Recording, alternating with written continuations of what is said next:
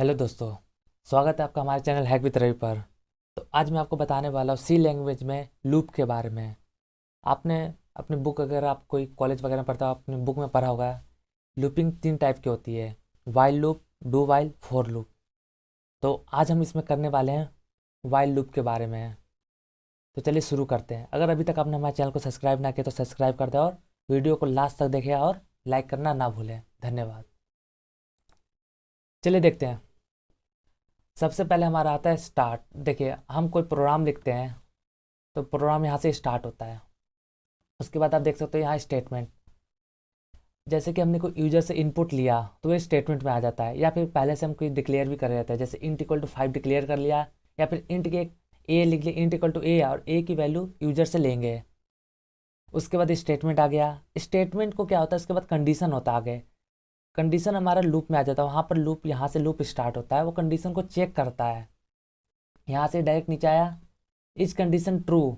अगर condition true है तो नीचे गया। नीचे मतलब जो लूप के अंदर जो स्टेटमेंट रहेगी उसको प्रिंट करेगा। इन केस अगर जैसे कि हमारा कंडीशन फॉल्स हो गया तो यहाँ से इसके अंदर नहीं जा पाता है, वो सीधा यहाँ से, यहाँ फॉल्स हो गया, यहाँ निकल जाता है। और अगर हमारा कंडीशन ट्रू होता है तो ट्रू होने के बाद ये नीचे गया, स्टेटमेंट प्रिंट किया, और उसके बाद ये यहाँ से दोबारा अगेन आता है। यहाँ ये दोबारा कंडीशन चेक करेगा। ये तब तक करता रहेगा जब तक कि कंडीशन ट्रू होता है। अगर कंडीशन, जब लास्ट में कंडीशन हमारा फॉल्स हो जाएगा तो क्या होता है, यहाँ से फॉल्स हुआ, यहाँ से बाहर आया, स्टॉप, मतलब हमारा प्रोग्राम यहाँ पर ख़त्म हो जाता है। तो सोच रहे होंगे कि आप हम लूप का यूज कैसे करते हैं। तो मैंने आपको एक वीडियो में टेबल बना के दिखाया था। उस टेबल को हम लूप की मदद से इजीली बना सकते हैं। उसके लिए हमने यहाँ पर कई सारे प्रिंटफ लगाया था, पर यहाँ पर आपको ऐसा कुछ करने की जरूरत नहीं है। आप एक यहाँ पर सिंपल सा लूप बना के पूरे टेबल को प्रिंट करवा सकते हो। तो चलिए मैं आपको करके दिखाता हूँ। अपने चलते हैं टर्बो सी प्लस प्लस पे। ये आगे हम यहाँ इसको आपको मैंने बताया था, एल्ट प्लस एंटर से आप इसको बड़ा कर सकते हो। तो चलिए यहाँ से मैं एक न्यू फाइल ओपन कर लेता हूँ। तो यहाँ से आपको अपनी कोडिंग करनी है, तो चलिए करते हैं।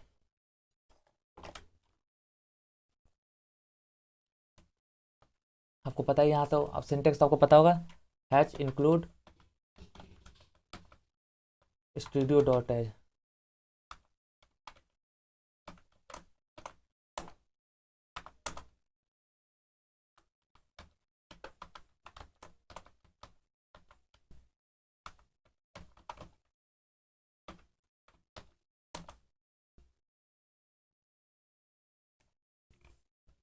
यहाँ पर एक स्पेलिंग मिस्टेक है। इसके बाद हम यहाँ पर फंक्शन शुरू करते हैं, इंट मेन। यहाँ पर CLR SCR क्लियर स्क्रीन के लिए यूज कर लेते हैं हम। यहाँ पर हम यूजर से एक नंबर लेंगे। जैसे जैसे आपको नंबर की जरूरत पड़ती है वैसे वैसे आप डिक्लेयर कर सकते हो। तो हम यूजर से एक नंबर लेते हैं, इंट ए लेंगे उससे। उसके बाद यहाँ पर एक प्रिंटअप में एक मैसेज देते हैं।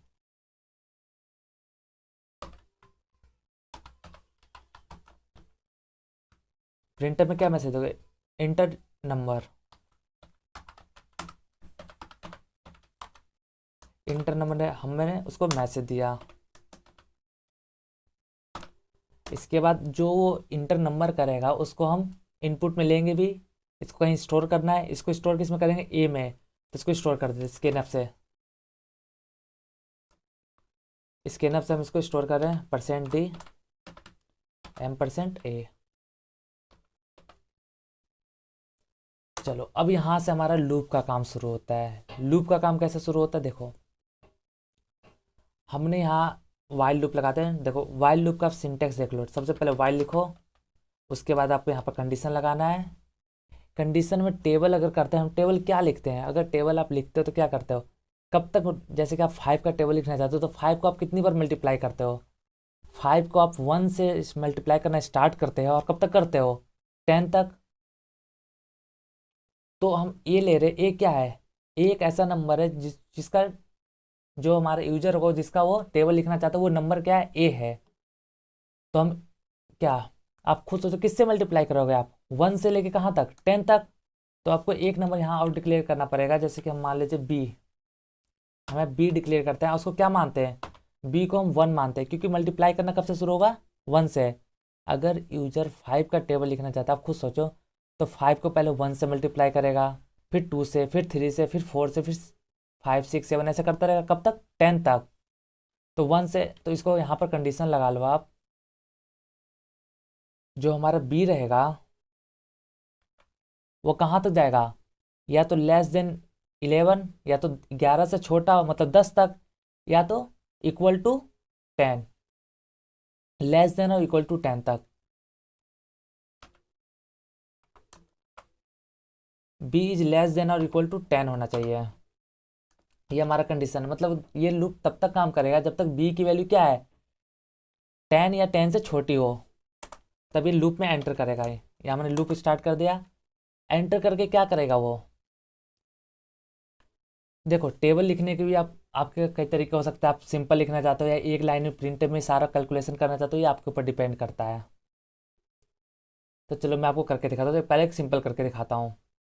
ये क्या करेगा, ए को, ए हमारा क्या है, ए को मल्टीप्लाई करेगा, किससे करेगा, बी से, क्योंकि बी तो चेंज होगा, 1 2 3 4 5 6 बी तो बनेगा, ए को ये बी से मल्टीप्लाई करेगा, और जो इसकी वैल्यू होगी किसको दे देगा, एक नंबर मान लो किसको, मान लो सी, सॉरी मैंने यहाँ क्यू ले लिया, सी, और सी भी हमने लिया तो यहाँ भी हमें सी डिक्लेयर करना पड़ेगा।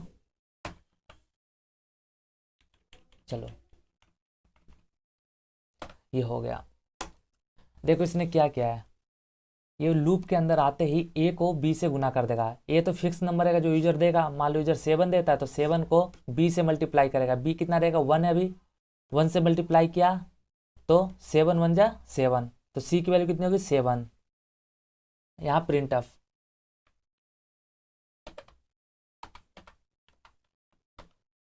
यहाँ प्रिंट ऑफ हो गया, प्रिंट ऑफ में क्या देगा, प्रिंट ऑफ कैसे लिखना चाहते हो, आपके पास या तो पूरा टेबल लिख दो सिर्फ 7 14 21 28, या तो 7 मल्टीप्लाई 1 इक्वल टू 7, ये आपके ऊपर डिपेंड करता है कि आप कैसे लिखवाना चाहते हो।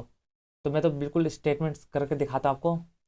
पहले लिखेगा 5, तो 5 का टेबल लिखेगा तो पहले लिखेगा 5, 5 क्या मतलब, जो जिसका टेबल यूजर चाहता है। आप खुद सोचो, आपको टेबल इसी टाइप का लिखना है ना, जैसे कि 5 मल्टीप्लाई 1, फिर क्या इक्वल टू, यहाँ पर 5 आ जाए। अगर आप इस टाइप का टेबल लिखना चाहते हो तो सबसे पहले क्या, ये एक ऐसा नंबर है जो यूजर दिया है, ये बी है क्योंकि ये चेंज होता रहेगा, और जो लास्ट का 5 है ये हमारा क्या है, सी, जो मल्टीप्लाई करने पर वैल्यू आती है ए और बी को। तो देखो इस टाइप का अगर चाहिए तो आपको क्या करना पड़ेगा, यहाँ पर पहले परसेंट डी लेना पड़ेगा, परसेंट डी हम ले रहे हैं इस 5 के लिए। उसके बाद फिर आपको मल्टीप्लाई करना है, ये एक्स हम लगा दे, मल्टीप्लाई के साइन के लिए एक्स लगा सकते हैं, स्टार का चिन्ह कुछ भी लगा लो आप, या फिर ये लगा लो आप, ये आपके ऊपर डिपेंड करता है। फिर यहाँ पर बी की वैल्यू रहेगी, क्योंकि बी की वैल्यू हमेशा चेंज होती रहेगी, 1 2 3 4, तो वो भी एक इंटीजर ही है, तो इसके लिए भी हमने परसेंट डी लगाया। इसके बाद इक्वल, इसके बाद दोबारा परसेंट डी लगाएंगे, ये परसेंट डी हम लगा रहे हैं जो हमारा ए और बी को मल्टीप्लाई करने पर जो आंसर आएगा उसके लिए। अब देखो पहला परसेंट डी किस क्या रहेगा, पहला परसेंट डी रहेगा जिसका यूजर टेबल चाहता है, मतलब ए। दूसरा परसेंट डी की में किसकी वैल्यू जाएगी, जो पहले से डिफाइन है, बी। और सी, जो थर्ड वाला परसेंट डी है वो वहाँ पर क्या प्रिंट होना चाहिए, वहाँ पर प्रिंट होगा सी, जो ए और बी की वैल्यू मल्टीप्लाई करने पर आएगा। इसके बाद हम इसको प्रिंट को बंद करते हैं। इसके बाद देखो एक बार इसे मल्टीप्लाई कर दिया, अगर इतना करेगा तो ये सिर्फ 5 का ही टेबल प्रिंट करेगा, 5 का मतलब 5 1 जा 5। अब इसके बाद क्या चाहिए, 5 को 1 से मल्टीप्लाई कर तो दिया, इसका 2 से भी करना चाहिए, तो 2 से करने के लिए क्या करेंगे, नंबर तो सेम रहेगा, बस बी की वैल्यू चेंज होनी चाहिए ना, तो हम यहाँ पर कर देते हैं बी प्लस प्लस, मतलब बी की वैल्यू एक और ऐड हो जाए। अब बी 1 से क्या हो जाएगा, 2 हो जाएगा। उसके बाद यहाँ लूप क्लोज, और जो हमने ये नंबर लिखा था इसको हटा दो आप, या तो इसको कमेंट कर दो या हटा दो।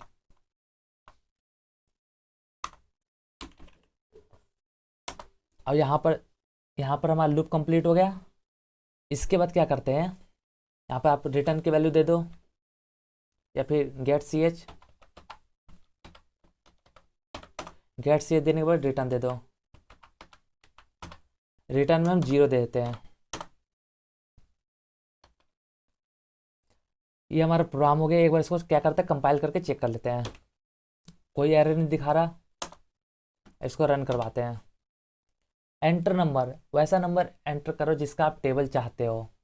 पर देखिए ये नेक्स्ट लाइन हमने एक चीज़ देना भूल गए, हमने नेक्स्ट लाइन देना भूल गए, तो इससे क्या होगा, सारा टेबल एक साथ ही आ जाएगा। उसको हम अगली लाइन में चेंज कर देंगे। जैसे हम 8 का टेबल चाहते हैं, एंटर किया, देखो टेबल क्या आ रहा है, एक साथ ही आ रहा है, पर यहाँ पर कुछ गलती हो रही है। आप देखो, चलो मैं आपको करके दिखाता हूँ एक बार। हम यहाँ पे क्या करते हैं, जो हमारा टेबल हो, एक टेबल प्रिंट करने के बाद क्या है, नेक्स्ट लाइन आ जाए, तो यहाँ पर m\n दे देते हैं। अब इसको रन करो। अब हम 8 का टेबल प्रिंट करवाते हैं। देखो हमारा पूरा टेबल आ गया, जैसा फॉर्मेट हम चाहते थे वैसे फॉर्मेट में हमारा टेबल आ गया है। आप इसको देख सकते हो। आप इसको कई तरह से चेंज भी कर सकते हो। आप चाहते हो तो यहाँ मल्टीप्लाई ना करके डायरेक्ट आप यहीं मल्टीप्लाई कर सकते हो। सी नहीं, अगर आप सी नहीं लेना चाहते हो तो सी हमने क्यों लिया है, ए और बी को मल्टीप्लाई करके सी में वैल्यू उसके रख दी है। अगर मैं इस लाइन को हटाना चाहूँ, जैसे इस लाइन को मैंने क्या करता हूँ, कमेंट कर देता हूँ, और मैं सी की जगह यहाँ क्या करता हूँ, जो थर्ड वाला परसेंट है वहाँ पर किसकी वैल्यू आनी चाहिए, ए मल्टीप्लाई बी की वैल्यू आनी चाहिए, और सी यहाँ से हटा दो, तब भी आपका प्रोग्राम रन करेगा। 9 का टेबल लिख लो। देखो हमने सी का यूज सिर्फ इसलिए किया था कि इसको मल्टीप्लाई करके इसकी वैल्यू सी में वो रख देता था। चेंज कर दिया, मतलब ए और बी को मल्टीप्लाई करने पर जो वैल्यू आई वो किसकी हो जाएगी, अब सी की, और यहाँ सी को प्रिंट हमने यहाँ पर इसकी जगह डायरेक्ट मल्टीप्लाई कर दिया। आप कैसे भी कर सकते हो, ये आपके ऊपर डिपेंड करता है, क्योंकि आप प्रोग्राम को खुद मॉडिफाई करना सीखो। आप जितना ज़्यादा प्रोग्राम को मॉडिफाई करना सीखो उतना ज़्यादा आपके लिए अच्छा है।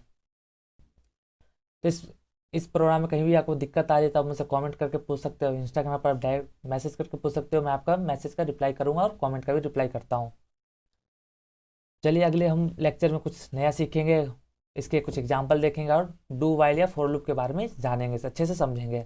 आप इसके फ्लो चार्ट को भी एक बार देख लेना, जो फ्लो चार्ट मैंने यहाँ पर आपको दिखाया है। तो चलिए आप इसको प्रैक्टिस करना। धन्यवाद।